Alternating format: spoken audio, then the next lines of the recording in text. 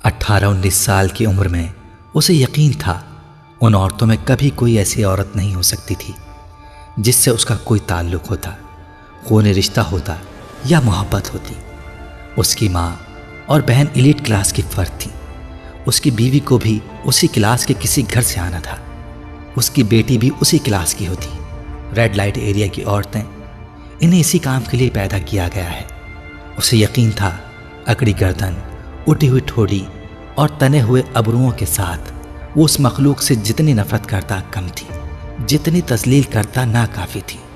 अब किस्मत ने क्या किया था? 7 पर्दों में रहने वाली उस औरत को, जिसके जिस्म पर वो किसी की उंगली के लम्स तक को बर्दाश्त नहीं कर सकता था, उसे इस बाजार में फेंक दिया गया था। उससे चंद कदम आगे वो शख्स चल रहा था जो उसका ग्राहक था। सालार सिकंदर ज़बान खोलने के काबिल तक नहीं था। आवाज़ बुलंद नहीं कर सकता था, शिकवा नहीं कर सकता था। वो किसी से क्या कहता? क्या वो अल्लाह से कह सकता था कि उसके साथ ऐसा क्यों हुआ? आखिर उसने ऐसा क्या किया था? उसने अपने होंठ भींच लिए थे। उसकी कपकपाहट को कैसे रोकता? उन गलियों में आने वाला कोई शख्स कभी दावे के साथ ये कह सकता है कि उसके अपने घर, अपने ख़ानदान की औरत कभी इस बाज़ार में नहीं आएगी, किसी दूसरे मर्द की जेब में पड़े हुए नोटों के एवज़ बिक सकेगी? नहीं। माँ, बहन या बीवी, बेटी, पोती, नवासी, आने वाली नस्लों में से कोई। सालार सिकंदर की ज़बान हलक से खींच ली गई थी।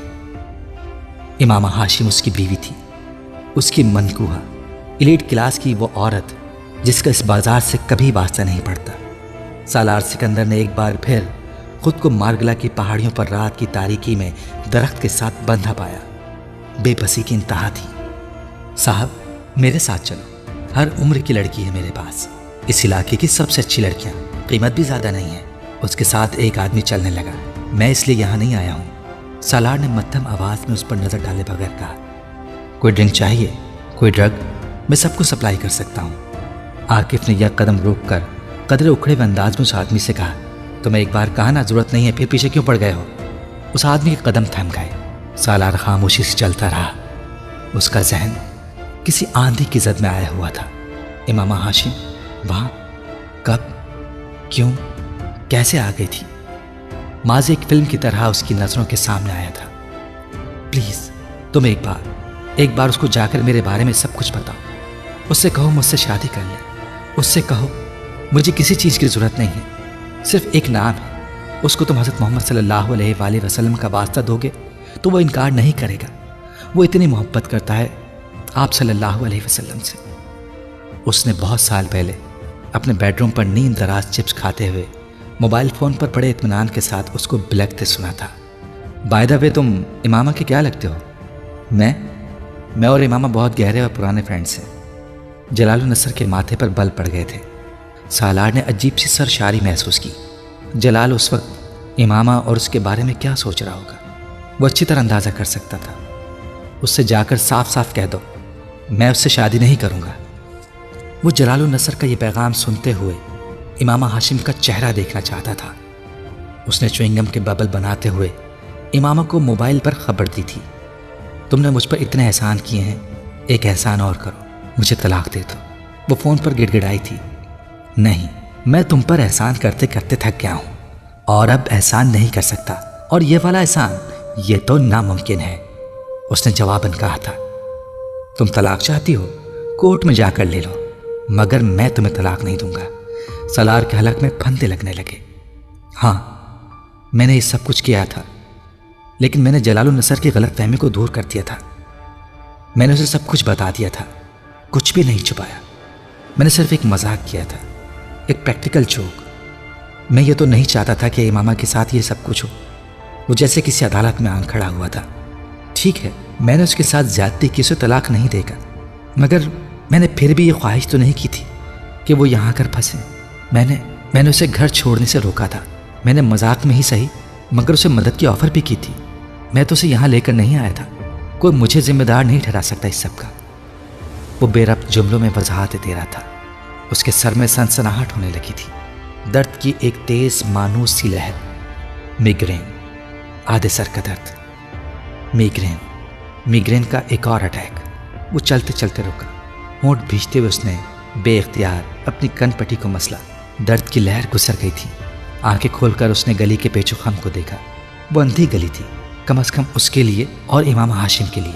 उसने कदम आगे बढ़ाए। आकिफ एक चौबारे नुमा घर के सामने रुक गया था। उसने मुड़कर सलार को देखा। यही घर है। सलार का चेहरा कुछ और जर्द पड़ गया।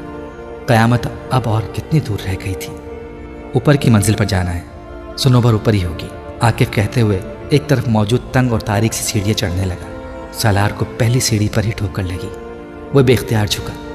आकिफ ने मुड़कर उसे देखा और रुक गया। एहतियात से आओ, सीढ़ियों की हालत ज़्यादा अच्छी नहीं है। ऊपर से ये लोग बल्ब लगवाने की भी रवादार नहीं। सालार सीधा हो गया। उसने आकिफ का सहारा लेकर ऊपर वाली सीढ़ी पर कदम रखा। सीढ़ियाँ बल खाकर गोलाई की सूरत में ऊपर जा रही थीं और इतनी तंग थी कि सिर्फ एक वक्त में एक ही आदमी गुजर सकता था। उनकी सिमट भी उखड़ी हुई थी। वो बूट पहनने के बावजूद उनकी खस्ता हालत को जांच सकता था। जिस दीवार का सहारा लेकर वो सीढ़ियाँ चढ़ रहा था, उस दीवार की सिमट भी उखड़ी हुई थी। सालार अंधों की तरह दीवार टटोलते हुए सीढ़ियाँ चढ़ने लगा। पहली मंजिल के एक दरवाजे के खुलते ही पट से आने वाली रोशनी ने सलार की रहनुमाई की थी। आकिफ वहाँ कहीं नहीं था। यकीनन वो दरवाज़ा पार करके आगे चला गया था।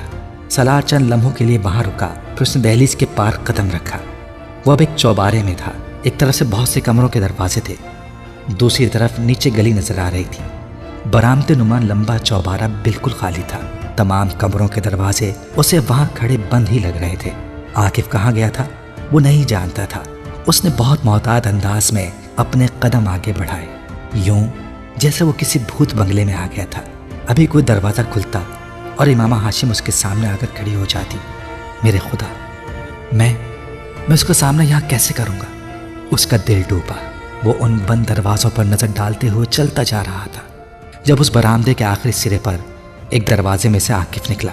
तुम यहाँ रह गए हो? वो वहीं से बुलंद आवाज़ में बोला, यहाँ आओ। सालार के कदमों की रफ्तार तेज हो गई। सालार दरवाजे तक पहुंचने से पहले चंद लम्हे के लिए रुक गया। वो अपने दिल की धड़कन की आवाज़ बाहर तक सुन रहा था। फिर आंखें बंद किए सर्द हाथों की मुट्ठियां भींचते हुए वो कमरे में दाखिल हो गया। वहाँ आकिफ एक कुर्सी पर बैठा हुआ था, जबकि एक लड़की अपने बालों पर ब्रश करते हुए आकिफ से बातें कर रही थी। ये इमामा नहीं है, बेइख्तियार सालार के मुंह से निकला। हाँ, ये इमामा नहीं है, वो अंदर है, आओ। आकिफ ने उठते हुए एक और कमरे का दरवाज़ा खोला। सालार हमवार कदमों से उसके पीछे गया। आकिफ अगले कमरे को भी पार कर गया। एक और दरवाज़ा खोलकर एक दूसरे कमरे में दाखिल हो गया। हेलो सनोबर, सालार ने दूर से आकिफ को कहते हुए सुना। उसका दिल उछलकर हलक में आ गया। उसी लम्हे के लिए उसका दिल चाहा कि वो वहाँ से भाग जाए, अभी इसी वक्त। सरपट इधर उधर देखे बगैर इस घर से, इस इलाके से, इस शहर से, इस मुल्क से दोबारा कभी वहाँ का रुख तक ना करे। उसने गर्दन मोड़कर अपने अक़ब में मौजूद दरवाजे को देखा। आओ सालार, आकिफ ने उससे मुखातिब किया। वो अब गर्दन मोड़े अंदर किसी लड़की से मसरूफ़ गुफ्तगू था। सालार ने थूक निकला। उसका हलक कांटों का जंगल बन गया था। वो आगे बढ़ा। आकिफ ने अपनी पुश्त पर उसके कदमों की आवाज़ सुनी तो दरवाजे से हट गया। सालार दरवाजे में था। वो कमरे के वस्त में खड़ी थी। यह है सनोबर, आकिफ ने तारुफ करवाया। सालार उससे नजरें नहीं हटा सका। वो भी उस पर नजरें जमाए हुए थी। इमामा, वो बेहिस हरकत उसे देखता हुआ बड़बड़ाया। हाँ इमामा, आकिफ ने तस्दीक की। सालार घुटनों के बल जमीन पर गिर पड़ा। आकिफ घबरा गया। क्या हुआ? वो दोनों हाथों से अपना सर पकड़ते हुए सजदों में था। वो तवाइफ के कोठे पर सजदे करने वाला पहला मर्द था। आकिफ पंजों के बल बैठा उसे कंधे से पकड़ कर हिला रहा था। सालार सजदों में बच्चों की तरह रो रहा था। पानी, पानी लाओ। सनोबर घबराते हुए तेजी से बेडरूम के सिरहाने पड़े जग और गिलास की तरफ गई और गिलास लेकर सालार के पास आकर खड़ी हो गई। सालार साहब, आप पानी पिएं। सालार एक झटके से उठ बैठा, यूं जैसे उसे करंट लगा हो। उसका चेहरा आंसुओं से भीगा हुआ था। कुछ कहे बगैर उसने अपनी जीन्स की जेब से वॉलेट निकाला और पागलों की तरह उसमें से करेंसी नोट निकालकर सनोबर के सामने रखता गया। उसने वॉलेट चंद सेकंड में खाली कर दिया था। उसमें क्रेडिट कार्ड्स के अलावा कुछ भी नहीं बचा था। फिर वो कुछ कहे बगैर उठ खड़ा हुआ और उल्टे कदमों दरवाजे की दहलीज को ठोकर लगाता हुआ बाहर निकल गया। आकिफ हक्का बक्का उसके पीछे आया। सालार, क्या हुआ है? कहाँ जा रहे हो? उसने सालार को कंधे से पकड़कर रोकने की कोशिश की। सालार वहशत ज़दा उससे अपने आप को छुड़ाने लगा। छोड़ो मुझे, हाथ न लगाओ, मुझे जाने दो। वो बुलंद आवाज़ में रोते हुए हिज़यानी अंदाज में चिल्लाया। इमामा से मिलना था तुम्हें? عاقف نے اسے یاد دلایا، یہ امامہ نہیں ہے، یہ نہیں ہے امامہ ہاشم، مگر میرے ساتھ جانا ہے تمہیں، میں چلا جاؤں گا، مجھے تمہاری ضرورت نہیں ہے۔ وہ الٹے قدموں کندھا چڑھا کر بھاگتا ہوا کمرے سے نکل گیا۔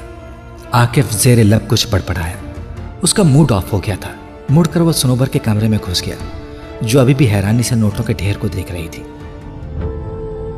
سیڑھیاں اب بھی اسی طرح تاریک تھیں، مگر اس بار وہ جس ذہنی حالت میں تھا اسے کسی دیوار، کسی سہارے، کسی روشنی کی ضرورت نہیں تھی۔ وہ اندھا دھند تاریک سیڑھیوں سے نیچے بھاگا اور بری طرح گرا۔ اگر سیڑھیاں سیدھی ہوتیں تو وہ سیدھا نیچے جا گرتا، مگر سیڑھیوں کی گولائی نے اسے بچا لیا تھا۔ وہ اندھیرے میں ایک بار پھر اٹھا، گھٹنوں اور ٹخنوں میں اٹھنے والی ٹیسوں سے بے پرواہ اس نے دوبارہ اسی طرح بھاگتے ہوئے سیڑھیاں اترنے کی کوشش کی۔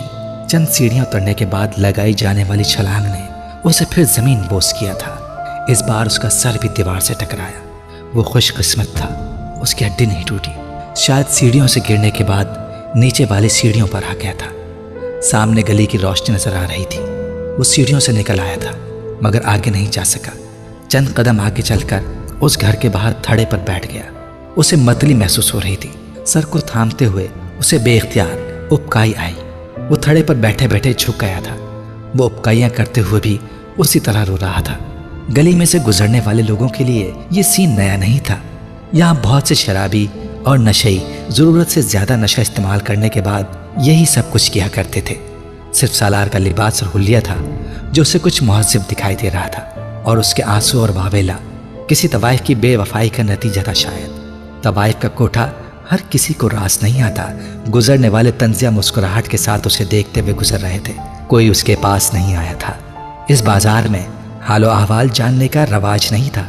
عاقف نیچے نہیں آیا تھا، آتا تو شاید سالار کے پاس رک جاتا۔ امامہ ہاشم وہاں نہیں تھی، سنوبر امامہ ہاشم نہیں تھی۔ کتنا بڑا بوجھ اس کے کاندھوں سے اٹھا لیا گیا تھا، کیسی اذیت سے اسے بچا لیا گیا تھا۔ تکلیف دے کر اسے آگہی نہیں دی گئی، صرف تکلیف کا احساس دے کر اسے آگہی سے شناسا کر دیا گیا تھا۔ اسے وہاں نہ دیکھ کر وہ اس حالت میں جہاں پہنچا تھا، وہ اسے وہاں دیکھ لیتا تو اس پر کیا گزرتی۔ اسے اللہ سے خوف آ رہا تھا، بے پناہ خوف۔ وہ کس قدر طاقتور تھا، کیا نہیں کر سکتا تھا۔ وہ کس قدر مہربان تھا، کیا نہیں کرتا۔ انسان کو انسان رکھنا اسے آتا تھا، کبھی غضب سے، کبھی احسان سے۔ وہ اسے اس کے دائرے میں ہی رکھتا تھا۔ اسے کبھی اپنی زندگی کے اس سیاہ باپ پر اتنا پچھتاوا، اتنی نفرت نہیں ہوئی جتنی اس وقت ہو رہی تھی۔ کیوں آتا تھا میں یہاں پر؟ کیوں خریدتا تھا میں ان عورتوں کو؟ کیوں گناہ کا احساس میرے اندر نہیں جاگتا تھا؟ وہ چبوترے پر بیٹھا دونوں ہاتھوں سے سر پکڑے بلک رہا تھا۔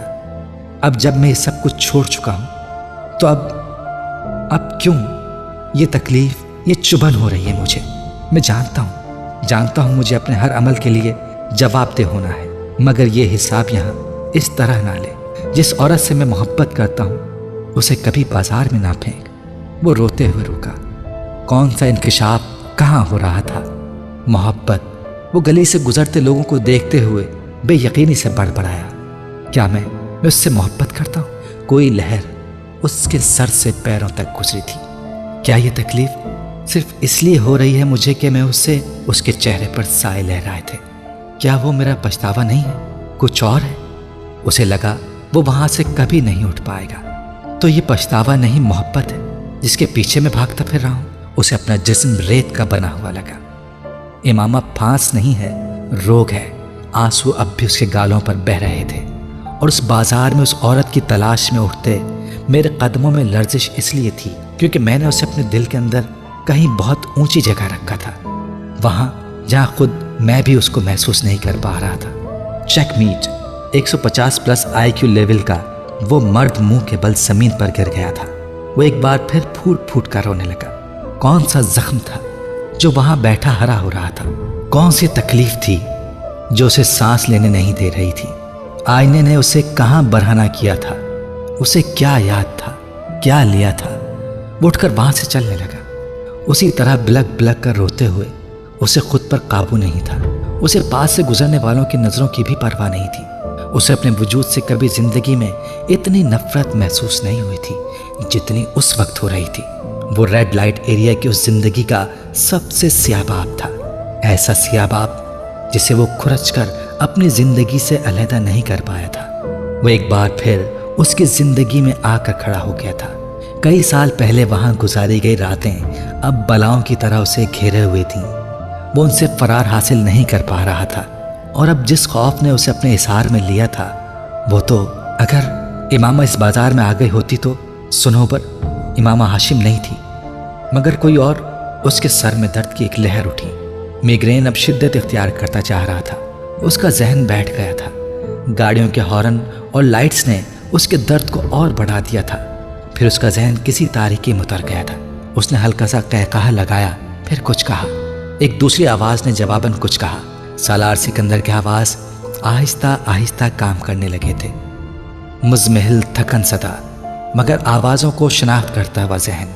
बहुत आहिस्ता आहिस्ता उसने आंखें खोली। उसे हैरानी नहीं हुई, उसे यहीं होना चाहिए था। वो हॉस्पिटल या किसी क्लिनिक के कमरे में एक बेड पर था, बेहद नर्म और आरामदेह बेड। उससे कुछ फासले पर फुरकान किसी दूसरे डॉक्टर के साथ हल्की आवाज़ में बात कर रहा था। सालार ने गहरा सांस लिया। फुरकान और दूसरे डॉक्टर्स ने गर्दन मोड़कर बातें करते उसे देखा, फिर दोनों उसकी तरफ चले आए। सालार ने एक बार फिर आंखें बंद कर ली। आंखें खुला रखना उसके लिए मुश्किल लग रहा था। फुरकान ने पास आकर नरमी से उसके सीने को थपथपाया। कैसे हो अब सालार? सालार ने आंखें खोल दी। उसने मुस्कुराने की कोशिश नहीं की, सिर्फ चंद लम्हे खाली उस जहनी के आलम में उसे देखता रहा। फाइन, उसने कहा। दूसरा डॉक्टर उसकी नब्ज देखने में मसरूफ था। सालार ने एक बार फिर आंखें बंद कर ली। फुरकान और दूसरा डॉक्टर आपस में एक बार फिर गुफ्तगू में मसरूफ थे। उसे उस गुफ्तगू में कोई दिलचस्पी नहीं थी। उसे किसी भी चीज़ में कोई दिलचस्पी महसूस नहीं हो रही थी। बाकी सब कुछ वैसा ही था। एहसास जुर्म, पछतावा, Akif, सुनोबर, Imama, red light area, सब कुछ वैसा ही था। उसका दिल चाहा काश वो अभी होश में ना आता। तो सालार साहब, अब कुछ तफसीलन गुफ्तगू हो जाए आपके साथ। उसने फुरकान की आवाज़ पर आंखें खोल दी। वो उसके बेड के बिल्कुल करीब एक स्टूल पर बैठा हुआ था। दूसरा डॉक्टर बाहर जा चुका था। सालार ने अपनी टांगों को समेटने की कोशिश की। उसके मुंह से कराह निकली। उसके टखने और घुटनों में शदीद दर्द हो रहा था। उसकी टांगों पर कंबल था। वो उन्हें नहीं देख सकता, मगर उसको अंदाज़ा था कि उसके टखने और घुटने पर कुछ लिपटा हुआ था। वो अपने कपड़ों में भी नहीं था, बल्कि मरीजों के मखसूस लिबास में था। क्या हुआ है? सालार ने बेइख्तियार कराह कर टांग सीधी करते हुए कहा। स्प्रेंड एंकल, दोनों घुटनों और काफ पर कुछ खराशें और सूजन, मगर खुशकिस्मती से कोई फ्रैक्चर नहीं। बाजुओं और कोहनियों पर भी कुछ ब्रूजेस, खुशकिस्मती से फिर कोई फ्रैक्चर नहीं। सर के बाएं हिस्से में कुछ छोटा सा कट, थोड़ी सी ब्लीडिंग, मगर सिटी स्कैन के मुताबिक कोई सीरियस इंजरी नहीं। सीने पर भी रगड़ की वजह से मामूली खराशें। जहाँ तक तुम्हारे सवाल का ताल्लुक है कि क्या हुआ है, तो ये तुम बताओ कि क्या हुआ है। फुरकान किसी माहिर डॉक्टर की तरह बात करते हुए बोला। सालार चुपचाप उसे देखता रहा। मैं पहले समझता रहा कि मिग्रेन का अटैक इतना शदीद था कि तुम बेहोश हो गए, मगर बाद में तुम्हारा चेकअप करने पर मुझे अंदाज़ा हुआ कि ऐसा नहीं था। क्या किसी ने हमला किया था तुम पर? वो अब संजीदा था। सालार ने गहरा सांस लेते हुए सर को झुकाया। तुम मुझ तक कैसे पहुंचे? बल्कि मैं यहाँ कैसे पहुंचा? मैं तुम्हारे मोबाइल पर कॉल कर रहा था और तुम्हारे बजाय किसी आदमी ने वो कॉल रिसीव की। वो उस वक्त फुटपाथ पर तुम्हारे करीब था, तुम्हें होश में लाने की कोशिश कर रहा था। उसने मुझे तुम्हारी हालत के बारे में बताया। अच्छा आदमी था। मैंने उससे कहा कि वो तुम्हें किसी टैक्सी में करीबी हॉस्पिटल ले जाए। वो ले गया, फिर मैं वहाँ पहुँच गया और तुम्हें यहाँ ले आया। अभी क्या दिक्कत है? सुबह के 6 बज रहे हैं। समीर ने तुम्हें रात को पेन किलर्स दिए, इसीलिए तुम अभी तक सो रहे थे।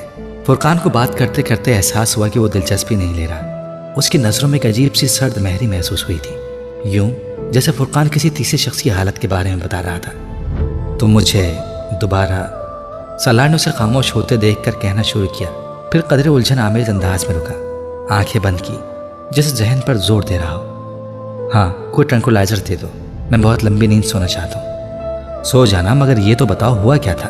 कुछ नहीं, सालार ने बेजारी से कहा। माइग्रेन, और मैं फुटपाथ पर गिर पड़ा। गिरने से चोटें लग गईं। फुरकान ने उसे गौर से देखा। कुछ खा लो। सालार ने उसकी बात काटी। नहीं, भूख नहीं है, तुम बस मुझे कुछ दो, टैबलेट, इंजेक्शन, कुछ भी। मैं बहुत थका हुआ। इस्लामाबाद तुम्हारे घर वालों। सालार ने उसकी बात मुकम्मल करने नहीं दी।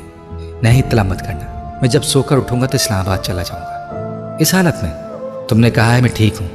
ठीक हो, मगर इतने भी ठीक नहीं हो। 2-4 दिन आराम करो, यहीं रहो लाहौर में, फिर चले जाना। अच्छा फिर तुम पापा या मम्मी को इत्तला मत देना। फुरकान ने कुछ उलझे हुए अंदाज में उसे देखा। उसके माथे पर चंद बल आ गए। अच्छा और कुछ? ट्रंकुलाइज। फुरकान उसे सोचते हुए देखने लगा। मैं रहूं तुम्हारे पास? फायदा, मैं तो अभी सो जाऊंगा, तुम जाओ, मैं उठूंगा तो तुम्हें कॉल करूंगा।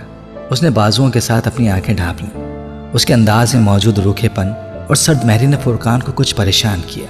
उसका रवैया बहुत एबनॉर्मल था। मैं समीर से बात करता हूँ, मगर ट्रंकुलाइजर चाहिए तो पहले तुम्हें कुछ खाना होगा, फुरकान ने उठते हुए दो टोक अंदाज में कहा। सालार ने आंखों से बाजू नहीं हटाया। दोबारा उसकी आंख जिस वक्त खुली उस वक्त शाम हो रही थी। कमरा खाली था, उसके पास कोई भी नहीं था। जिस्मानी तौर पर सुबह से ज़्यादा थकावट महसूस कर रहा था। अपनी टांगों से कंबल परे हटाकर उसने लेटे लेटे बाएं टखने और घुटनों में उठती टीसों को नज़रअंदाज करते हुए टांगों को सुकेड़ लिया। उसे अपने अंदर एक अजीब सी घुटन महसूस हो रही थी। इतनी घुटन जैसे किसी ने उसके सीने को जकड़ लिया हो। वो उसी तरह लेटे लेटे छत को घूर रहा था। फिर जैसे उसे कोई ख्याल आया।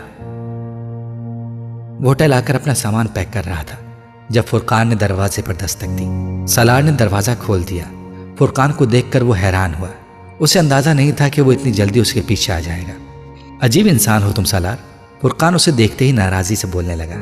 यूं किसी को बताए बगैर समीर के क्लिनिक से चले आए, मुझे परेशान कर दिया, ऊपर से मोबाइल भी ऑफ कर रखा है। सालार ने कुछ नहीं कहा। वो लंगड़ाता हुआ एक बार फिर अपने बैग के पास आया जिसमें वो अपनी चीज़ें पैक कर रहा था।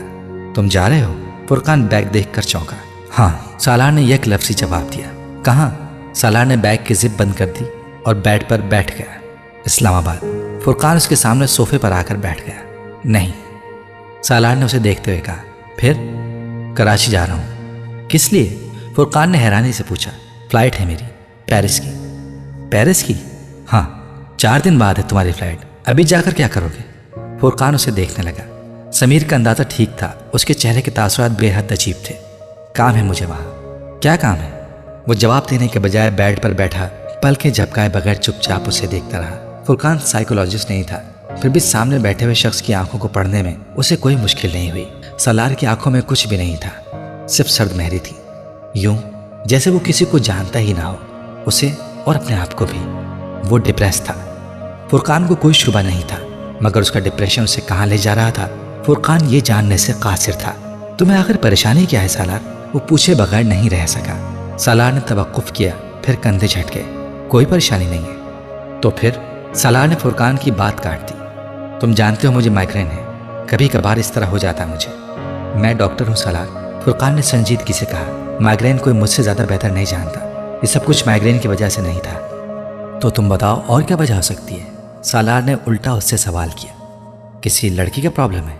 सालार पल के झपक नहीं सका। फुरकान कहाँ जा पहुँचा था? हाँ, वो नहीं जानता था कि उसने नहीं क्यों नहीं कहा था। किसी में इन्वॉल्व हो तुम? फुरकान को अपने अंदाजे के सही होने पर जैसे यकीन नहीं आया। हाँ।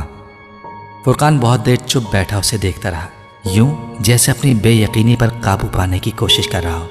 किसके साथ इन्वॉल्व हो? तुम उसे नहीं जानते। शादी नहीं हो सकी तुम्हारी उसके साथ? सालार उसे देखता रहा, फिर उसने कहा, हो गई थी। उसके लहजे में आँच थी। शादी हो गई थी? फुरकान को फिर यकीन नहीं आया। हाँ, फिर तलाक हो गई? उसने पूछा। नहीं। तो? सालार के पास आगे बताने के लिए कुछ भी नहीं था। तो बस क्या? सालार उसके चेहरे से नजरें हटाकर अपने बाएं हाथ की उंगली दाएं हाथ में मौजूद दिल की लकीरों पर फेरता रहा। क्या नाम है उसका? फुरकान ने मध्यम आवाज में उससे पूछा। वो एक बार फिर इस तरह की लकीर को छूते हुए बहुत देर तक खामोश रहा, बहुत देर। फिर उसने कहा, इमाम हाशिम। फुरकान ने बेइख्तियार सांस लिया। उसे अब समझ में आया कि वो उसकी छोटी बेटी को ढेरों के हिसाब से तोहफे क्यों दिया करता था। पिछले कुछ अरसे में जब से सालार से उसकी शनासाई हुई थी और सालार का उसके घर आना जाना शुरू हुआ था, सालार और इमामा की बहुत दोस्ती हो गई थी। वो पाकिस्तान से जाने के बाद भी उसे वहाँ से कुछ न कुछ भिजवाता रहता था, मगर फुरकान को अक्सर सिर्फ एक बात पर हैरानी हुई थी, तो कभी इमामा का नाम नहीं लेता था और वो खुद कभी उससे बात करता तो उसे नाम के बगैर मुखातिब करता रहता।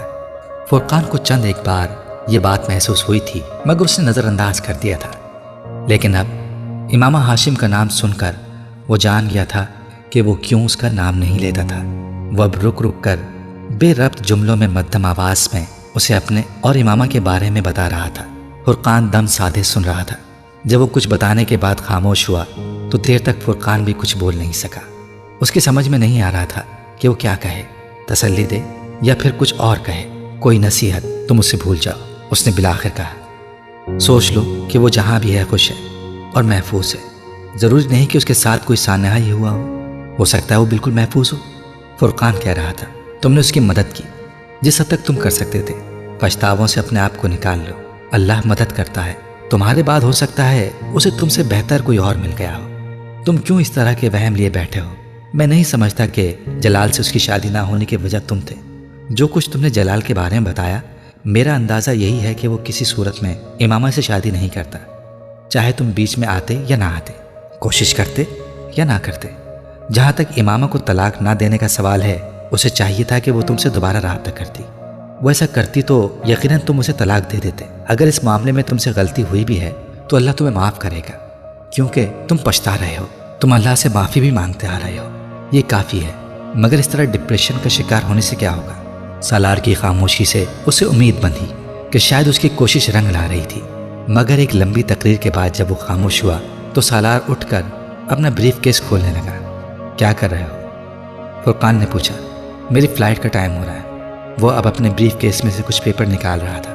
فرقان کی سمجھ میں نہیں آیا کہ وہ اسے کیا کہے۔ وہ پچھلے کئی سالوں میں کئی بار پاکستان آتا جاتا رہا تھا۔ اسے کبھی واپس جاتے ہوئے اس قسم کی کیفیات کا شکار نہیں ہونا پڑا تھا جس قسم کی کیفیات کا شکار وہ اس بار ہوا تھا۔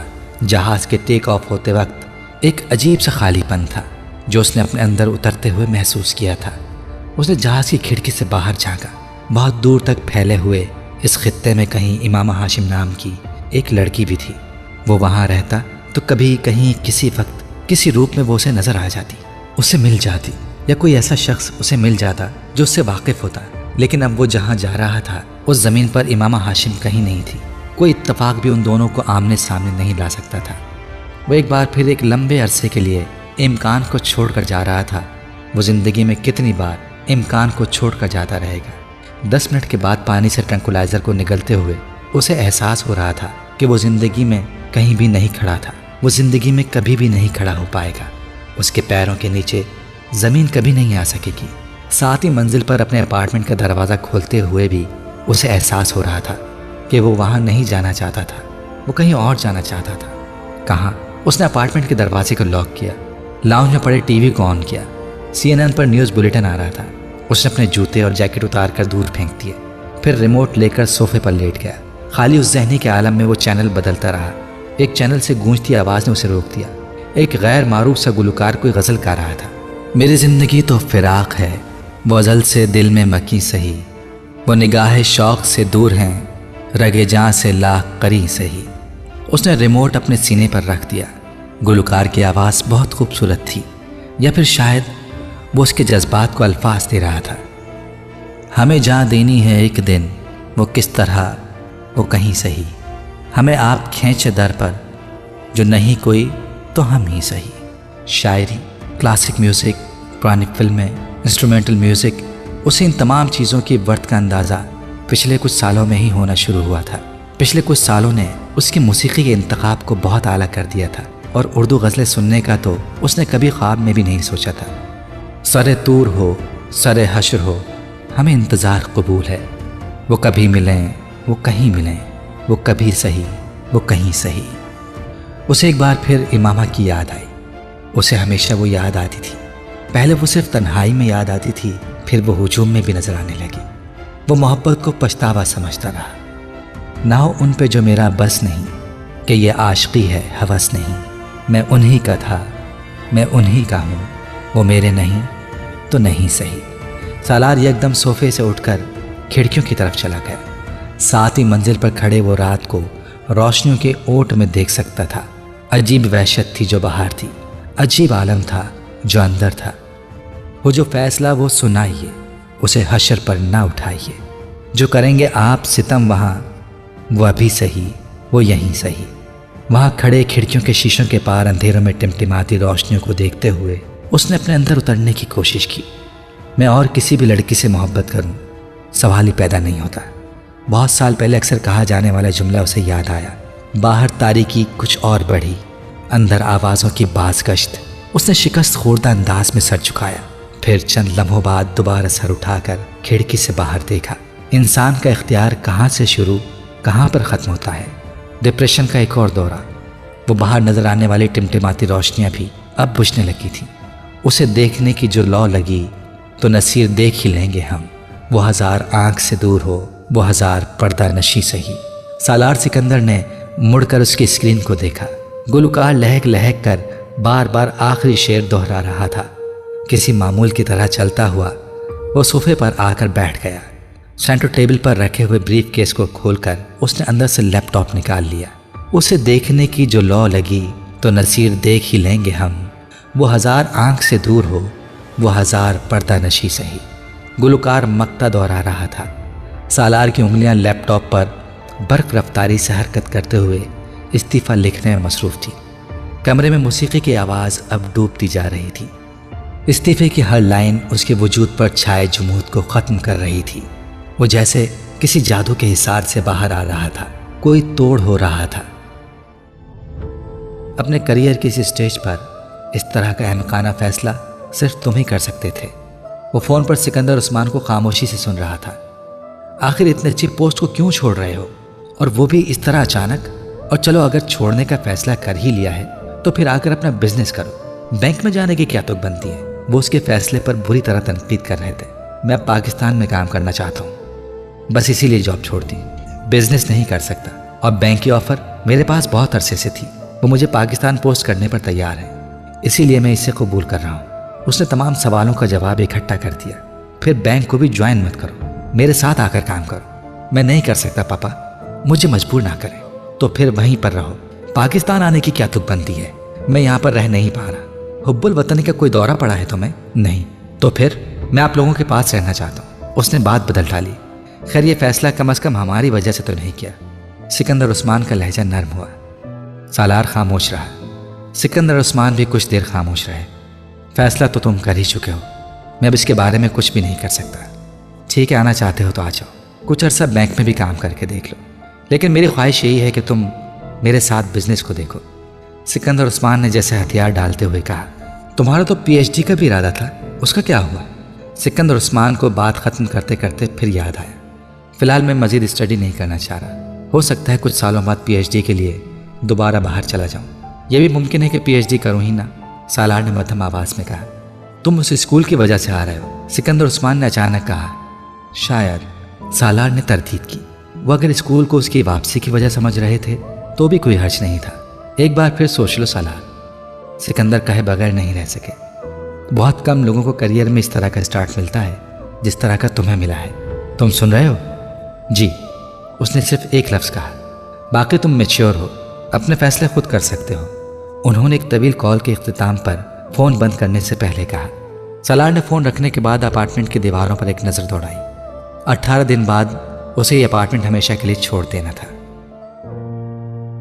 پیرس سے واپسی پر اس کی زندگی کے ایک نئے فیز کا آغاز ہوا تھا۔ ابتدائی طور پر وہ اسلام آباد میں اس غیر ملکی بینک میں کام کرتا رہا۔ پھر کچھ عرصے بعد وہ اسی بینک کی ایک نئی برانچ کے ساتھ لاہور چلا آیا۔ اسے کراچی جانے کا موقع مل رہا تھا، مگر اس نے لاہور کا انتخاب کیا۔ اسے یہاں ڈاکٹر سبت کے ساتھ وقت گزارنے کا موقع مل رہا تھا۔ پاکستان میں اس کی مصروفیات کی نوعیت تبدیل ہو گئی تھی، مگر ان میں کمی نہیں آئی تھی۔ وہ یہاں بھی دن رات مصروف رہتا۔ ایک ایکسیپشنل ماہر معاشیات کے طور پر اس کی شہرت اس کے ساتھ ساتھ سفر کر رہی تھی۔ حکومتی حلقوں کے لیے اس کا نام نیا نہیں تھا، مگر پاکستان آ جانے کے بعد فائنانس منسٹری مختلف مواقع پر اپنے زیر تربیت آفیسرز کو دیے جانے والے لیکچرز کے لیے اسے بلواتی رہتی۔ لیکچرز کا سلسلہ بھی اس کے لیے نیا نہیں تھا۔ ییل میں زیر تعلیم رہنے کے بعد وہ وہاں مختلف کلاسز کو لیکچر دیتا رہا تھا۔ یہ سلسلہ نیو یارک منتقل ہو جانے کے بعد بھی جاری رہا، جہاں وہ کولمبیا یونیورسٹی میں ہیومن ڈیولپمنٹ پر ہونے والے سیمینارز میں حصہ لیتا رہا۔ بعد میں اس کی توجہ ایک بار پھر اکنامکس کی طرف مبذول ہو گئی۔ پاکستان میں بہت جلد وہ ان سیمینارز کے ساتھ انوالو ہو گیا تھا جو IBA، لمز اور فاسٹ جیسے ادارے کروا رہے تھے۔ اکنامکس اور ہیومن ڈیولپمنٹ واحد موضوعات تھے جن پر خاموشی اختیار نہیں کیا کرتا تھا، وہ اس کے پسندیدہ موضوع گفتگو تھے، اور سیمینارز میں اس کے لیکچرز کا فیڈ بیک ہمیشہ بہت زبردست رہا تھا۔ وہ مہینے کا ایک ویکینڈ گاؤں میں اپنے اسکول میں گزارا کرتا تھا، اور وہاں رہنے کے دوران وہ زندگی کے ایک نئے رخ سے آشنائی حاصل کر رہا تھا۔ ہم نے اپنی غربت اپنے دیہات میں چھپا دی ہے، بالکل اسی طرح جس طرح لوگ مٹی کو کارپیٹ کے نیچے چھپا دیتے ہیں۔ اس اسکول کی تعمیر کا آغاز کرتے ہوئے فرقان نے ایک بار اس سے کہا تھا، اور وہاں گزارے جانے والے دن اسے اس جملے کی ہولناکی کا احساس دلاتے۔ ایسا نہیں تھا کہ پاکستان میں غربت کی موجودگی سے ناآشنا تھا۔ وہ یونیسکو اور یونیسیف میں کام کرنے کے دوران دوسرے ایشیائی ملکوں کے ساتھ پاکستان کے بارے میں بھی بہت سارے رپورٹس دیکھتا رہا، مگر پاکستان میں غربت کی آخری حدوں کو بھی پار کر جانے والے لوگوں کو وہ پہلی بار ذاتی طور پر دیکھ رہا تھا۔ پاکستان کے 10-15 بڑے شہروں سے نکل جائیں تو احساس ہوتا ہے کہ چھوٹے شہروں میں رہنے والے لوگ تیسری دنیا میں نہیں 10ویں 12ویں دنیا میں رہتے ہیں۔ وہاں تو لوگوں کے پاس نہ روزگار ہے نہ سہولتیں، اپنی آدھی زندگی خواہش میں گزارتے ہیں اور آدھی حسرت میں مبتلا ہو کر۔ کون سی اخلاقیات سکھاتے ہیں آپ اس شخص کو جس کا دل سوکھی روٹی سے شروع ہوتا ہے اور فاقے پر ختم ہوتا ہے؟ اور ہم لوگوں کی بھوک مٹانے کے بجائے مسجدوں پر مسجد تعمیر کرتے ہیں، عالیشان مسجدیں، پرشکو مسجدیں، ماربل سے آراستہ مسجدیں۔ بعض اوقات تو ایک ہی سڑک پر 10-10 مسجدیں کھڑی ہو جاتی ہیں، نمازیوں سے خالی مسجدیں۔ فرقان تلخی سے کہتا تھا، اس ملک میں اتنی مسجدیں بن چکی ہیں کہ اگر پورا پاکستان ایک وقت کی نماز کے لیے مسجدوں میں اکٹھا ہو جائے تو بہت سی مسجدیں خالی رہ جائیں گی۔ میں مسجدیں بنانے پر یقین نہیں رکھتا جہاں لوگ بھوک سے خودکشیاں کر رہے ہوں، جہاں کچھ خاص طبقوں کی پوری نسل جہالت کے اندھیروں میں بھٹکتی پھر رہی ہو، وہاں مسجد کے بجائے مدرسے کی ضرورت ہے، اسکول کی ضرورت ہے۔ تعلیم اور شعور ہوگا اور رزق کمانے کے مواقع تو اللہ سے محبت ہوگی، ورنہ صرف شکوہ ہی ہوگا۔ وہ فرقان کی باتیں خاموشی سے سنتا رہا تھا۔ اس نے مستقل طور پر گاؤں جانا شروع کیا تو اسے اندازہ ہوا کہ فرقان ٹھیک کہتا تھا۔ غربت لوگوں کو کفر تک لے گئی تھی۔ چھوٹی چھوٹی ضرورتیں ان کے اعصاب پر سوار تھیں، اور جو ان معمولی ضرورتوں کو پورا کر دیتا وہ جیسے اس کی غلامی کرنے پر تیار ہو جاتے۔ اس نے جس ویکینڈ پر گاؤں جانا ہوتا، اسکول میں لوگ اپنے چھوٹے موٹے کاموں کے لیے جمع ہوتے۔ بعض دفعہ لوگوں کی قطاریں ہوتی، بیٹے کو شہر کی کسی فیکٹری میں کام پر رکھوا دیں، چاہے 1000 روپیہ ہی مل جائے، مگر کچھ پیسہ تو آئے۔ 2000 روپے مل جاتے تو میں اپنی بیٹی کی شادی کر دیتا۔ بارش نے ساری فصل خراب کر دی، فصل لگانے کے لیے بیج خریدنے تک کے لیے پیسے نہیں ہیں، آپ تھوڑے پیسے قرض کے طور پر دے دیں، میں فصل کاٹنے کے بعد دے دوں گا۔ بیٹے کو پولیس نے پکڑ لیا ہے، قصور بھی نہیں بتاتے، بس ہماری مرضی جب تک چاہیں اندر رکھیں، تم آئی جی کے پاس جاؤ۔ پٹواری میری زمین پر جھگڑا کر رہا ہے، کسی اور کو الاٹ کر رہا ہے، کہتا ہے میرے کاغذات جعلی ہیں۔ بیٹا کام کے لیے پاس کے گاؤں میں جاتا ہے، روز 8 میل چل کر آنا پڑتا ہے، آپ ایک سائیکل لے دیں مہربانی ہوگی، گھر میں پانی کا ہینڈ پمپ لگوانا ہے، آپ مدد کر دیں۔ وہ تعجب سے ان درخواستوں کو سنتا تھا۔ کیا لوگوں کے لیے معمولی کام بھی ان کے لیے پہاڑ بن چکے ہیں؟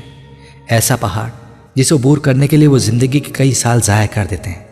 وہ سوچتا، مہینے ایک ویکینڈ پر جب وہ وہاں آتا تو اپنے ساتھ 10-15 ہزار روپے زیادہ لے کر آتا۔ وہ روپے چھوٹے چھوٹے ٹکڑوں میں بہت سے لوگوں کو بظاہر بڑی لیکن حقیقتاً بہت چھوٹی ضرورتیں پوری کر دیتے تھے، ان کی زندگی میں کچھ آسانیاں لے آتے۔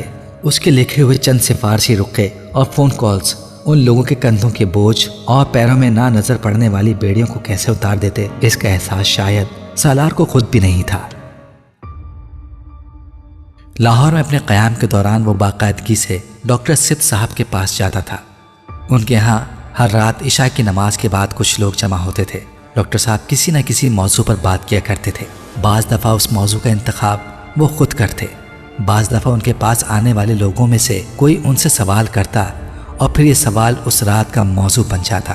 عام اسکالرز کے برعکس ڈاکٹر سبت علی صرف خود نہیں بولتے تھے، نہ ہی انہوں نے اپنے پاس آنے والے لوگوں کو صرف سامع بنا دیا تھا، بلکہ وہ اکثر اپنی بات کے دوران ہی چھوٹے موٹے سوالات بھی کرتے رہتے، اور پھر ان سوالات کا جواب دینے کے لیے نہ صرف لوگوں کی حوصلہ افزائی کرتے بلکہ ان کی رائے کو بھی بہت زیادہ اہمیت دیتے، ان کے اعتراضات کو بڑے تحمل اور بردباری سے سنتے۔ ان کے پاس آنے والوں میں صرف سالار سکندر تھا جس نے کبھی سوال کیا تھا، نہ کبھی ان کے سوال کا جواب دینے کی کوشش کی تھی۔ وہ کبھی کسی بات پر اعتراض کرنے والوں میں شامل ہوا، نہ کسی بات پر رائے دینے والوں میں۔ وہ فرقان کے ساتھ آتا، فرقان نہ آتا تو اکیلا چلا آتا، کمرے کے آخری حصے میں اپنی مخصوص جگہ پر بیٹھ جاتا، خاموشی سے ڈاکٹر صاحب اور وہاں موجود لوگوں کو سنتا۔ بعض دفعہ اپنے دائیں بائیں آپ بیٹھنے والے لوگوں کے استفسار پر اپنا ایک جملہ پیش کرتا۔ میں سالار سکندر ہوں، ایک بینک میں کام کرتا ہوں۔ وہ جب تک امریکہ میں رہا تب ہر ہفتے ایک بار وہاں سے ڈاکٹر سبت علی کو فون کرتا رہا، مگر فون پر ڈاکٹر صاحب کے ساتھ ہونے والی گفتگو بہت مختصر اور ایک ہی نوعیت کی ہوتی۔ وہ کال کرتا ڈاکٹر صاحب ریسیو کرتے اور ایک ہی سوال کرتے۔ وہ پہلی بار اس سوال پر تب چونکا تھا جب وہ پاکستان سے چند دن پہلے امریکہ آیا تھا اور ڈاکٹر صاحب اس کی واپسی کا پوچھ رہے تھے۔ اسے تعجب ہوا تھا۔ ابھی تو نہیں، اس نے کچھ نہ سمجھتے ہوئے کہا تھا۔ بعد میں وہ سوال اسے کچھ عجیب نہیں لگا، کیونکہ وہ لاشعوری طور پر جان گیا تھا کہ وہ کیا پوچھ رہے تھے۔ آخری بار انہوں نے وہ سوال اس سے تب کیا تھا جب وہ امامہ کی تلاش میں ریڈ لائٹ ایریا میں پہنچا تھا۔ پیرس واپس پہنچنے کے ایک ہفتے بعد اس نے ہمیشہ کی طرح انہیں کال کیا تھا۔ ہمیشہ جیسی گفتگو کے بعد گفتگو اسی سوال پر آ پہنچی تھی۔ واپس پاکستان کب آ رہے ہیں؟ بے اختیار سالار کا دل بھر آیا۔ اسے خود کو کمپوز کرنے میں کچھ دیر لگی۔ اگلے ماہ آ جاؤں گا، میں ریزائن کر رہا ہوں، واپس آ کر پاکستان میں ہی کام کروں گا۔ پھر ٹھیک ہے، آپ سے اگلے ماہ ملاقات ہوگی، ڈاکٹر صاحب نے تب کہا تھا۔ دعا کیجیے گا۔ سالار آخر میں کہتا، کروں گا، کچھ اور کچھ نہیں، اللہ حافظ۔ وہ کہتا، اللہ حافظ۔ وہ جواب دیتے۔ گفتگو کا یہ سلسلہ پاکستان آنے تک جاری رہا۔ جب وہ ان کے پاس باقاعدگی سے جانے لگا تو یہ سلسلہ ختم ہو گیا۔ لاہور آنے کے بعد وہ باقاعدگی سے ان کے پاس جانے لگا تھا۔ اسے ان کے پاس سکون ملتا تھا۔ صرف ان کے پاس گزرا ہوا وقت ایسا ہوتا تھا جب وہ کچھ دیر کے لیے مکمل طور پر اپنے ڈپریشن سے آزادی حاصل کر لیتا تھا۔ بعض دفعہ ان کے پاس خاموش بیٹھے بیٹھے بے اختیار اس کا دل چاہتا وہ ان کے سامنے وہ سب کچھ اگلتے جسے وہ اتنے سالوں سے اپنے اندر زہر کی طرح بھرے پھر رہا تھا۔ پچھتاوا، احساس جرم، بے چینی، بے بسی، شرمندگی، ندامت، ہر چیز۔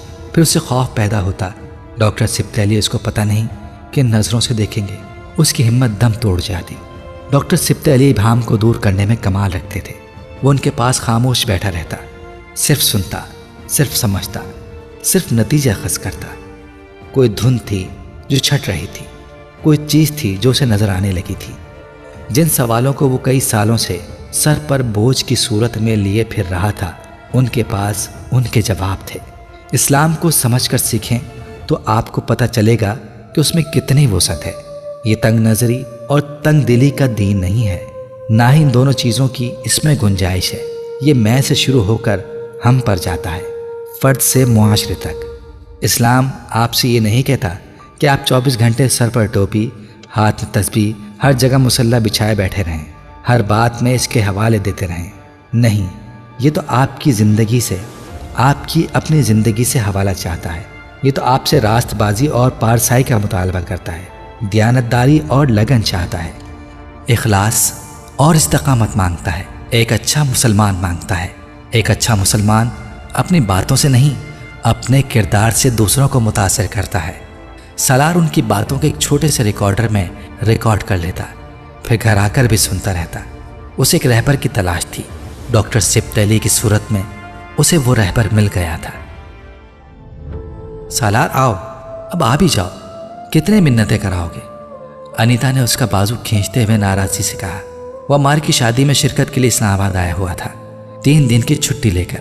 حالانکہ اس کے گھر والوں کا اصرار تھا کہ وہ 1 ہفتے کے لیے آئے۔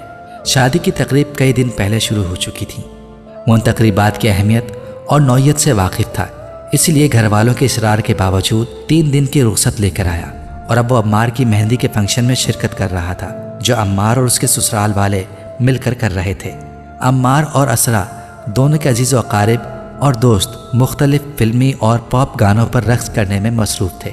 ایک طرف طوفان بدتمیزی تھا جو وہاں برپا تھا، سلیو لیس شرٹس، کھلے گلے، جسم کے ساتھ چپکے ہوئے کپڑے، باریک ملبوسات، سلک اور شیفون کی ساڑیاں، نیٹ کے بلاؤزز۔ اس کی فیملی کی عورتیں بھی دوسری عورتوں کی طرح اسی طرح کے ملبوسات پہنے ہوئے تھیں۔ مکسڈ گیدرنگ تھی، اور وہ تقریب شروع ہونے پر اس ہنگامے سے کافی دور کچھ ایسے لوگوں کے پاس بیٹھا ہوا تھا جو کارپوریٹ یا بینکنگ سیکٹر سے تعلق رکھتے تھے اور سکندر یا اس کے اپنے بھائیوں کے شناسا تھے۔ مگر پھر مہندی کے رسومات کا آغاز ہونے لگا اور انیتا اسے اسٹیج کی طرف لے گئی۔ اسرا اور عمار بے تکلفی سے اسٹیج پر بیٹھے باتیں کر رہے تھے۔ وہ پہلی بار اسرا سے مل رہا تھا۔ عمار نے اس کا اور اسرا کا تعارف کروایا۔ مہندی کے رسومات کے بعد اس نے وہاں سے جانے کی کوشش کی، مگر کامران اور طیبہ نے اسے زبردستی روک لیا۔ بھائی کی مہندی ہو رہی ہے اور تم اس طرح کونے میں بیٹھے ہو؟ طیبہ نے اسے ڈانٹا تھا۔ تمہیں یہاں ہونا چاہیے۔ وہ ان کے کہنے پر وہیں کامران اور اس کی بیوی کے ساتھ کھڑا ہو گیا۔ اس کے ایک کزن نے ایک بار پھر دوپٹہ اس کے گلے میں ڈالنے کی کوشش کی جو وہ سب ڈالے ہوئے تھے۔ اس نے ایک بار پھر قدر ناگواری سے اس کا ہاتھ جھٹکتے ہوئے اسے تنبیہ کی۔ اگلے چند منٹوں کے بعد وہاں رقص شروع ہو چکا تھا۔ عمار سمیت سارے بہن بھائی اور کزنز رقص کر رہے تھے اور انیتا نے اسے بھی کھینچنا شروع کر دیا تھا۔ نہیں انیتا، میں نہیں کر سکتا، مجھے نہیں آتا۔ اس نے اپنا ہاتھ چھڑانے کی کوشش کرتے ہوئے معذرت کی، مگر اس کی معذرت قبول کرنے کے بجائے وہ اور عمار اسے کھینچ کر رقص کرنے والوں کے ہجوم میں لے آئے تھے۔ کامران اور معیز کی شادی میں بھی وہ ایسے ہی رقص کرتا رہا تھا، مگر عمار کی مہندی پر وہ پچھلے 7 سالوں میں اتنا لمبا ذہنی سفر طے کر چکا تھا کہ وہاں اس ہجوم کے درمیان خالی بازو کھڑے ہونا بھی اس کے لیے دشوار تھا۔ قدرے بے بس مسکراہٹ کے ساتھ وہ اس طرح ہجوم کے درمیان کھڑا رہا۔ پھر اس نے انیتا کے کان میں کہا، انیتا، میں ڈانس بھول چکا ہوں، برائے مہربانی مجھے جانے دو۔ تم کرنا شروع کرو، آ جائے گا۔ انیتا نے جواباً اس کے کندھے پر ہاتھ رکھتے ہوئے کہا۔ اب اسرا بھی اس ہجوم میں شامل ہو چکی تھی۔ میں نہیں کر سکتا، تم لوگ کرو، میں انجوائے کر رہا ہوں، مجھے جانے دو۔ اس نے مسکراتے ہوئے نکلنے کی کوشش کی۔ اسرا کی آمد نے اسے اس کی کوشش میں کامیاب کر دیا۔ عروج ہر قوم، ہر نسل کا خواب ہوتا ہے، اور پھر وہ قومیں جن پر الہامی کتابیں نازل ہوں وہ تو عروج کو اپنا حق سمجھتی ہیں، مگر کبھی بھی کسی قوم پر عروج صرف اس بنا پر نہیں آیا کہ اسے کتاب اور نبی دے دیا گیا۔ جب تک اس قوم نے اپنے اعمال اور افعال سے عروج کے لیے اپنی اہلیت ثابت نہیں کر دی، وہ کسی مرتبے، کسی مقام، کسی فضیلت کے قابل نہیں ٹھہری۔ مسلمان قوم یا امت کے ساتھ بھی ایسا ہوتا رہا ہے اور ہو رہا ہے۔ ان کا مسئلہ یہ ہے کہ ان کے اعلیٰ طبقات اور نفس پرستی کا شکار ہیں۔ یہ دونوں چیزیں وبا کی طرح ہوتی ہیں، ایک سے دوسرے، دوسرے سے تیسرے، اور یہ پھر سلسلہ، اور پھر یہ سلسلہ کہیں رکتا نہیں۔ اسے وہاں کھڑے ان ناچتی عورتوں اور مردوں کے ہجوم کو دیکھتے ہوئے بے اختیار ڈاکٹر سبط علی کی باتیں یاد آنے لگیں۔ مومن عیاش نہیں ہوتا، نہ تب جب وہ رعایا ہوتا ہے، نہ تب جب وہ حکمراں ہوتا ہے۔ اس کی زندگی کسی جانور کی زندگی جیسی نہیں ہوتی۔ کھانا پینا، اپنی نسل کو آگے بڑھانا اور فنا ہو جانا، یہ کسی جانور کی زندگی کا انداز تو ہو سکتا ہے، مگر کسی مسلمان کی نہیں۔ سالار بے اختیار مسکرا دیا۔ وہ آج پھر جانوروں اور حشرات الارض کا ایک گروہ دیکھ رہا تھا۔ اسے خوشی ہوئی، وہ بہت عرصہ پہلے ان میں سے نکل چکا تھا۔ وہاں ہر ایک خوش باش، پرسکون اور مطمئن نظر آ رہا تھا۔ بلند قہقہے اور چمکدار چہرے اور آنکھیں۔ اس کے سامنے طیبہ عمار کے سسر کے ساتھ رقص کر رہی تھیں، انیتا اپنے سب سے بڑے بھائی کامران کے ساتھ۔ سالار نے اپنی انگلیوں کی ہاتھوں سے دائیں کن پٹی کو مسلا۔ شاید یہ تیز میوزک تھا، یا پھر اس وقت اس کا ذہنی اضطراب اس اپنی کن پٹی میں ہلکی سی درد کی لہر گزرتی ہوئی محسوس ہوئی۔ اپنے گلاسز اتار کر اس نے بائیں ہاتھ سے اپنی دونوں آنکھیں مسلیں۔ دوبارہ گلاسز آنکھوں پر لگاتے ہوئے اس نے مڑ کر راستہ تلاش کرنے کی کوشش کی۔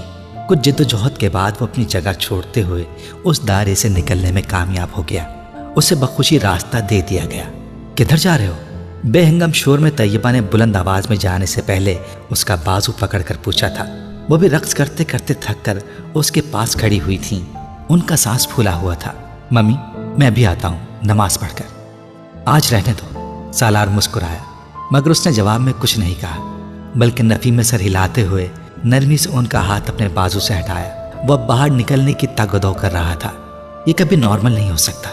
زندگی کو انجوائے کرنا بھی آرٹ ہے، اور یہ آرٹ اس بے وقوف کو کبھی نہیں آئے گا۔ انہوں نے اپنے تیسرے بیٹے کی پشت کو دیکھتے قدر افسوس سے سوچا۔ سالار نے اس ہجوم سے نکل کر بے اختیار سکون کی سانس لی تھی۔ وہ جس وقت نماز پڑھنے کے لیے اپنے گھر کے گیٹ سے باہر نکل رہا تھا، سنگر اس وقت گانے میں مصروف تھا۔ اس وقت مسجد کی طرف جانے والا وہ اکیلا تھا۔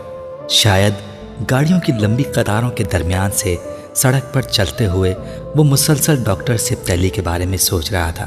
وہ سینکڑوں کے اس مجمع کے بارے میں بھی سوچ رہا تھا جو اس کے گھر ناچ گانے میں مصروف تھے۔ مسجد میں کل 14 لوگوں نے باجماعت نماز ادا کی تھی۔ پاکستان آنے کے بعد وہ اسلام آباد اپنی پوسٹنگ کے دوران وہ سکندر عثمان کے گھر پر ہی رہتا رہا۔ لاہور آنے کے بعد بھی کسی پوش علاقے میں کوئی بڑا گھر رہائش کے لیے منتخب کرنے کے بجائے اس نے فرقان کی بلڈنگ میں ایک فلیٹ کرائے پر لینے کو ترجیح دی۔ فرقان کے پاس فلیٹ لینے کی ایک وجہ اگر یہ تھی کہ وہ لاہور میں اپنی عدم موجودگی کے دوران فلیٹ کے بارے میں کسی عدم تحفظ کا شکار نہیں ہوتا تھا، تو دوسری وجہ یہ بھی تھی کہ فلیٹ کے بجائے کوئی گھر لینے پر اسے 2-4 ملازم مستقل رکھنے پڑتے، جبکہ اس کا بہت کم وقت فلیٹ پر گزرتا تھا۔ فرقان کے ساتھ آہستہ آہستہ لاہور میں اس کا سوشل سرکل بہت وسیع ہونے لگا تھا۔ فرقان بہت سوشل آدمی تھا، اس کا حلقہ احباب بھی خاصا لمبا چوڑا تھا۔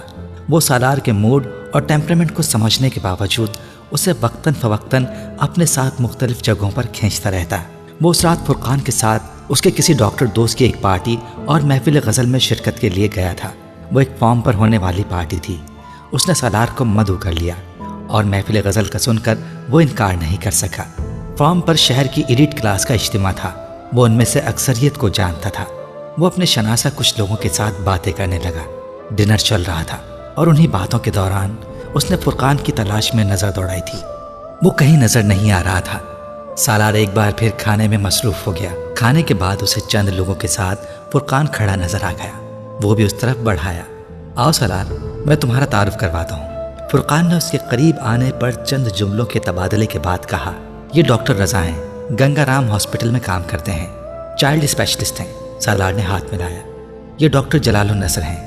سالار کو شخص سے تعارف کی ضرورت نہیں تھی۔ فرقان اب کیا کہہ رہا تھا وہ سن نہیں پایا۔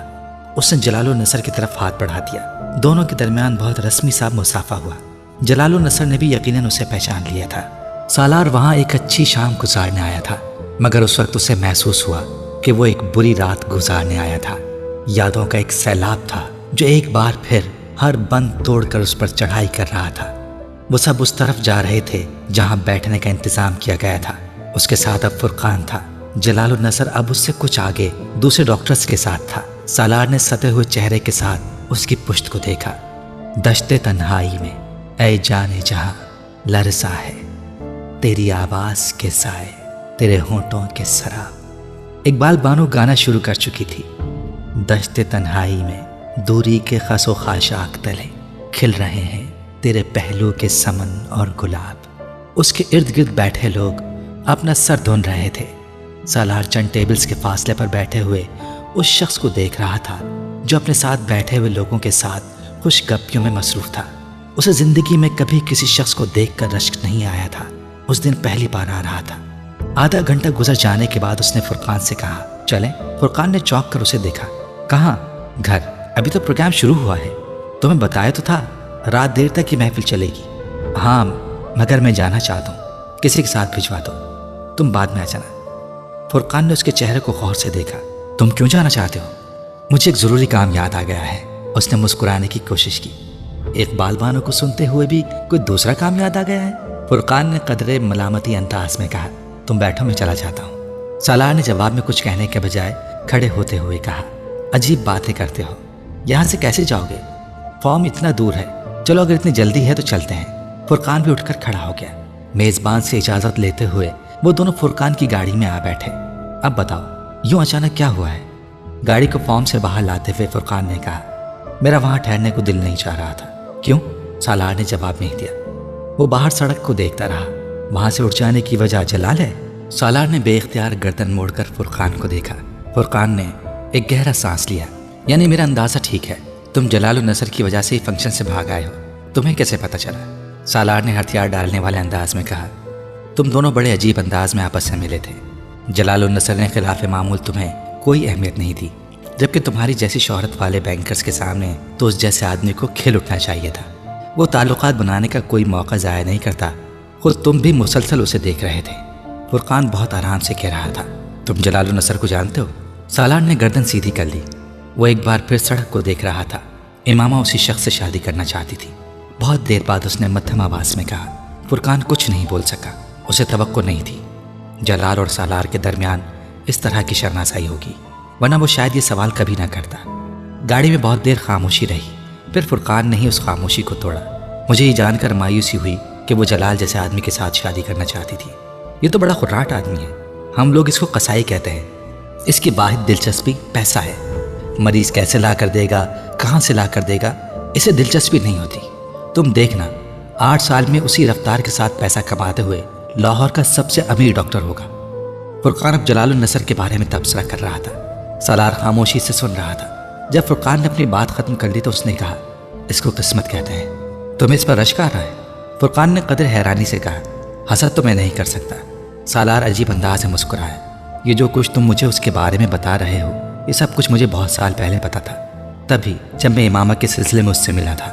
یہ کیسا ڈاکٹر بننے والا تھا مجھے اندازہ تھا، مگر آج اس فنکشن میں اسے دیکھ کر مجھے اس پر بے تحاشا رشک آیا۔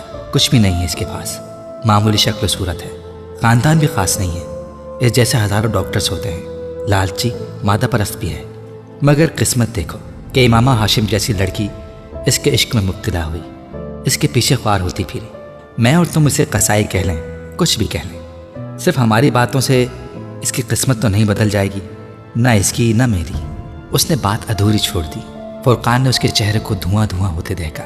کوئی نہ کوئی خوبی تو ہوگی اس میں کہ امامہ ہاشم کو نہیں صرف اسی سے محبت ہوئی، کسی سے نہیں صرف اسی سے محبت ہوئی۔ وہ اب اپنی آنکھوں کو مسل رہا تھا۔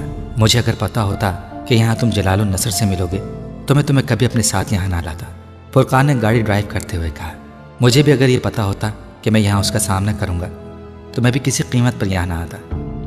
سالار نے ونڈ اسکرین سے نظر آنے والی تاریک سڑک کو دیکھتے ہوئے افسردگی سے سوچا۔ کچھ اور سفر بے حد خاموشی سے طے ہوا۔ پھر فرقان نے ایک بار پھر اسے مخاطب کیا، تم نے کبھی اسے ڈھونڈنے کی کوشش نہیں کی؟ امامہ کو؟ یہ ممکن نہیں ہے۔ کیوں؟ میں اسے کیسے ڈھونڈ سکتا ہوں؟ کئی سال پہلے ایک بار میں نے کوشش کی تھی، کوئی فائدہ نہیں ہوا، اور اب تو یہ اور بھی مشکل ہے۔ تم نیوز پیپرز کی مدد لے سکتے ہو، اشتہار دوں اس کے بارے میں؟ سالار نے قدر خفگی سے کہا، وہ تو پتہ نہیں ملے یا نہ ملے، لیکن اس کے گھر والے مجھ تک ضرور پہنچ جائیں گے۔ شک تو ان کو مجھ پر پہلے بھی تھا، اور فرض کرو میں ایسا کچھ کر بھی لوں تو نیوز پیپر میں کیا اشتہار دوں گا، کیا کہوں؟ اس نے سر جھٹکتے ہوئے کہا، پھر اسے بھول جاؤ۔ فرقان نے بڑی سہولت سے کہا، کوئی سانس لینا بھول سکتا ہے؟ سالار نے ترکی بترکی کہا، سالار اب بہت سال گزر گئے ہیں، تم آخر کتنی دیر اسی طرح لا حاصل عشق میں مبتلا رہو گے؟ تمہیں اپنی زندگی کو دوبارہ پلان کرنا چاہیے۔ تم اپنی ساری زندگی امامہ ہاشم کے لیے تو ضائع نہیں کر سکتے۔ میں کچھ بھی ضائع نہیں کر رہا ہوں، نہ زندگی کو، نہ وقت کو، نہ اپنے آپ کو۔ میں اگر امامہ ہاشم کو یاد رکھے ہوئے ہوں تو صرف اس لیے کیونکہ میں اسے بھلا نہیں سکتا۔ یہ میرے بس میں نہیں ہے۔ مجھے اس کے بارے میں سوچنے سے بہت تکلیف ہوتی ہے، لیکن میں اس کی تکلیف کا عادی ہو چکا ہوں۔ وہ میری پوری زندگی کو ڈومینیٹ کرتی ہے۔ وہ میری زندگی میں نہ آتی تو میں آج یہاں پاکستان میں تمہارے ساتھ نہ بیٹھا ہوتا۔ سالار سکندر کہیں اور ہوتا، شاید ہوتا ہی نہ۔ مجھ پر اس کا قرض بہت ہے۔ جس آدمی کے مقروض ہوں اس کو چٹکی پکڑ کر زندگی سے کوئی باہر نہیں کر سکتا، میں بھی نہیں کر سکتا۔ سالار نے دو ٹوک انداز میں کہا، فرض کرو دوبارہ نہ ملے پھر؟ فرقان نے اس کی بات کے جواب میں کہا۔ یک لخت گاڑی میں خاموشی چھا گئی۔ بہت دیر بعد سالار نے کہا، میرے پاس اس سوال کا کوئی جواب نہیں ہے، کسی اور موضوع پر بات کرتے ہیں۔ اس نے بڑی سہولت سے بات بدل دی تھی۔ چند سالوں میں فرقان کی طرح اس نے بھی گاؤں میں بہت کام کیا تھا، اور فرقان کی نسبت زیادہ تیز رفتاری سے، کیونکہ فرقان کے برعکس وہ بہت زیادہ اثر و رسوخ رکھتا تھا۔ اس نے چند سالوں میں اس گاؤں کی حالت بدل کر رکھ دی تھی۔ صاف پانی، بجلی اور بڑی سڑک تک جاتی پختہ سڑک اس کے پہلے 2 سالوں کی کارکردگی تھی۔ تیسرے سال وہاں ڈاکخانہ، محکمہ وزارت کا دفتر اور فون کی سہولت آئی تھی، اور چوتھے سال اس کے اپنے ہائی اسکول میں سپہر کی کلاسز میں ایک NGO کی مدد سے لڑکیوں کے لیے دستکاری سکھانے کا آغاز کیا گیا۔ گاؤں کی ڈسپینسری میں ایمبولینس آ گئی، وہاں کچھ اور مشینری نصب کی گئی۔ فرقان کی طرح یہ ڈسپینسری بھی اس نے اپنے وسائل سے اسکول کے ساتھ ہی شروع کی تھی، اور اسے مزید بہتر بنانے میں فرقان نے اس کی مدد کی تھی۔ فرقان کے برعکس اس کی ڈسپینسری میں ڈاکٹر کی عدم دستیابی کا کوئی مسئلہ نہیں تھا۔ اس کی ڈسپینسری کا باقاعدہ آغاز ہونے سے پہلے ایک ڈاکٹر اس کی کوششوں کی وجہ سے وہاں موجود تھا۔ اسکول پر ہونے والے تمام اخراجات تقریباً اسی کے تھے، لیکن ڈسپینسری کو قائم کرنے اور اسے چلانے کے لیے ہونے والے اخراجات اس سے کچھ دوست برداشت کر رہے تھے۔ یونیسیف میں کام کے دوران بنائے ہوئے کانٹیکٹ اور دوستیاں اب اس کے کام آ رہی تھیں، اور وہ انہیں استعمال کر رہا تھا۔ وہ یونیسیف اور یونیسکو میں اپنے بہت سے دوستوں کو پاکستان آنے پر وہاں لا چکا تھا۔ وہ اب وہاں ووکیشنل ٹریننگ کی پلاننگ کرنے میں مصروف تھا، مگر چوتھے سال میں صرف یہی کچھ نہیں ہوا تھا، کچھ اور بھی ہوا تھا۔ سکندر عثمان اس دن سپہر کے قریب اسلام آباد سے آتے ہوئے گاڑی کا ٹائر پنکچر ہونے پر سڑک پر رک گئے تھے۔ ڈرائیور ٹائر بدلنے لگا اور وہ سڑک کے اطراف نظریں دوڑانے لگے۔ تب ان کی نظر ایک سائن بورڈ پر پڑی۔ وہاں لکھے ہوئے گاؤں کے نام نے ان کی توجہ اپنی جانب مبذول کر لی۔ سالار سکندر کے حوالے سے وہ نام ان کے لیے آشنا نہیں تھا۔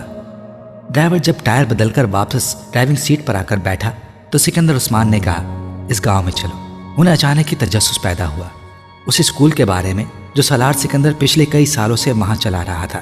پکی سڑک پر تیز رفتاری سے گاڑی چلاتے ہوئے 10 منٹ میں وہ گاؤں کے اندر موجود تھے۔ آبادی شروع ہو چکی تھی، کچھ کچی پکی دکانیں نظر آنے لگی تھیں۔ شاید یہ گاؤں کا کمرشل ایریا تھا۔ یہاں نیچے اتر کر کسی سے پوچھو کہ سالار سکندر کا اسکول کہاں ہے۔ سکندر عثمان نے ڈرائیور کو ہدایت کر دی۔ اس وقت انہیں یاد آیا تھا کہ اس نے کبھی ان کے سامنے اسکول کا نام نہیں لیا تھا، اور جہاں ان کی گاڑی موجود تھی وہاں آس پاس کسی اسکول کے آثار نظر نہیں آ رہے تھے۔ گاؤں کے لوگوں کے لیے چند سال پہلے سکندر عثمان کی گاڑی بے حد اشتیاق یہ تجسس کا باعث بنتی، مگر پچھلے کچھ سالوں میں سالار اور فرقان کی وجہ سے وہاں وقتاً فوقتاً گاڑیوں کی آمد و رفت ہوتی رہتی تھی۔ یہ پہلے کی طرح ان کے لیے تعجب خیز نہیں رہی تھی، مگر وہ گاڑی وہاں سے ہمیشہ کی طرح گزرنے کے بجائے جب وہیں کھڑی ہو گئی تو یکدم لوگوں میں تجسس پیدا ہوا۔ سکندر عثمان کی ہدایت پر ڈرائیور نیچے اتر کر پاس کی ایک دکان کی طرف گیا اور وہاں بیٹھے چند لوگوں سے اسکول کے بارے میں پوچھنے لگا۔ یہاں سالار سکندر صاحب کا کوئی اسکول ہے؟ الیک سلیک کے بعد اس نے پوچھا۔ ہاں جی ہے، یہ اسی سڑک پر آگے دائیں طرف موڑ مڑنے پر بڑی سی عمارت ہے، ایک آدمی نے بتایا۔ آپ ان کے کوئی دوست ہیں؟ اس آدمی نے جواب کے ساتھ ساتھ سوال بھی کیا۔ نہیں، میں ان کے والد کے ساتھ آیا ہوں۔ والد؟ اس آدمی کے منہ سے بے ساختہ نکلا، اور وہاں بیٹھے ہوئے تمام لوگ یکدم سکندر عثمان کی گاڑی کی طرف دیکھنے لگے۔ پھر اس آدمی نے اٹھ کر ڈرائیور سے ہاتھ ملایا۔ سالار صاحب کے والد آئے ہیں، بڑی خوش قسمتی کی بات ہے، اس آدمی نے کہا، اور پھر ڈرائیور کے ساتھ گاڑی کی طرف آنے لگا۔ وہاں بیٹھے ہوئے باقی لوگ بھی کسی معمول کی طرح اس کے پیچھے آئے۔ سکندر عثمان نے دور سے انہیں ایک گروپ کی شکل میں اپنی طرف آتے دیکھا تو کچھ الجھن کا شکار ہو گئے۔ ڈرائیور کے پیچھے آنے والے آدمی نے بڑی عقیدت کے ساتھ کھڑکی سے اپنا ہاتھ آگے بڑھایا۔ سکندر عثمان نے کچھ تذبذب کے عالم میں اس سے ہاتھ ملایا، جبکہ اس آدمی نے بڑے جوش و خروش سے دونوں ہاتھوں کے اس کے ساتھ آنے والے دوسرے آدمی بھی اب یہی کر رہے تھے۔ سکندر کچھ الجھن کے انداز میں ان سے ہاتھ ملا رہے تھے۔ آپ سے مل کر بڑی خوشی ہوئی صاحب، پہلے ادھیڑ عمر آدمی نے عقیدت بھرے انداز میں کہا۔ آپ کے لیے چائے لائیں یا پھر بوتل؟ وہ آدمی اسی جوش و خروش سے پوچھ رہا تھا۔ ڈرائیور اب گاڑی سٹارٹ کر چکا تھا۔ نہیں، کوئی ضرورت نہیں ہے، بس راستہ ہی پوچھنا تھا، انہوں نے جلدی سے کہا۔ ڈرائیور نے گاڑی آگے بڑھا دی۔ وہ آدمی اور اس کے ساتھ کھڑے دوسرے لوگ وہیں کھڑے گاڑی کو آگے جاتے دیکھتے رہے۔ پھر اس آدمی نے قدرے مایوسی سے سر ہلایا۔ ہاں، سالار صاحب کی اور ہی بات ہے، وہ کچھ بھی کھائے پیے بغیر یہاں سے اس طرح جاتے تھے؟ ایک دوسرے آدمی نے تائید کی۔ وہ لوگ اب واپس قدم بڑھانے لگے۔ سالار گاؤں میں موجود ان چند دکانوں کے پاس ہی اپنی گاڑی کھڑی کر دیا کرتا تھا، اور پھر وہاں موجود لوگوں سے ملتے ان کی پیش کردہ چھوٹی موٹی چیزیں کھاتا پیتا وہاں سے پیدل 10 منٹ میں اپنے اسکول چلا جاتا تھا۔ وہ لوگ مایوس ہوئے تھے۔ سکندر عثمان نے تو گاڑی سے اترنے تک کا تکلف نہیں کیا تھا، کھانا پینا تو دور کی بات تھی۔ گاڑی اب موڑ مڑ رہی تھی، اور موڑ مڑتے ہی ڈرائیور سے مزید کچھ کہتے کہتے سکندر عثمان خاموش ہو گئے۔ پچھلی سیٹ پر بیٹھے ونڈ اسکرین کے پار نظر آنے والی وسیع و عریض عمارت ان چھوٹے چھوٹے کچے پکے مکانوں اور کھلتے کھیتوں کے درمیان دور سے بھی حیرت میں ڈالنے کے لیے کافی تھی۔ سکندر کو اندازہ نہیں تھا کہ وہ وہاں اتنا بڑا اسکول چلا رہا تھا، مگر ان کو دم بخود اس اسکول کی دور تک پھیلی ہوئی عمارت نے نہیں کیا تھا، بلکہ اسکول کی طرف جاتی ہوئی سڑک پر لگے اس سائن بورڈ نے کیا تھا، جس پر تیر کے ایک نشان کے اوپر جلی حروف میں اردو تحریر تھا، سکندر عثمان ہائی اسکول۔ ڈرائیور گاڑی اسکول کے سامنے روک چکا تھا۔ سکندر عثمان نے گاڑی سے اتر کر اس عمارت کے گیٹ کے پار عمارت کے ماتھے پر چمکتے ہوئے اپنے نام کو دیکھا۔